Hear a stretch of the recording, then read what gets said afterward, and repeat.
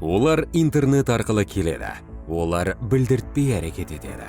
Сен интернет желісіндегі түрлі түсті бейнеге, динамикалық монтажға көңіліңді бөліп салынған постты оқисың.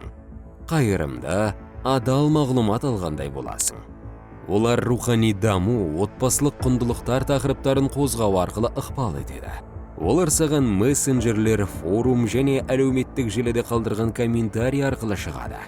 Мықты, қолдайтын сөздермен баурап, сеніміңе кіреді де тұзаққа түсіреді.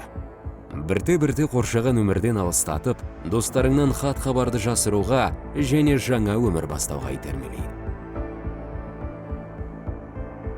Сен өзіңнің жеке ақпараттарыңа, қаржыңа және еркіндігіңе қол сұғуға мүмкіндік бересің. Бір күні өзіңнің бөтен күштердің бақылауында жүргеніңді түсінесің.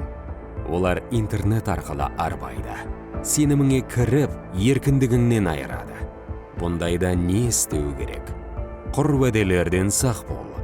Жеке мәліметтеріңді бөтендерге берме. Қысым сезсең, үнсіз қалма. Жақындарыңа немесе мамандарға жүгін.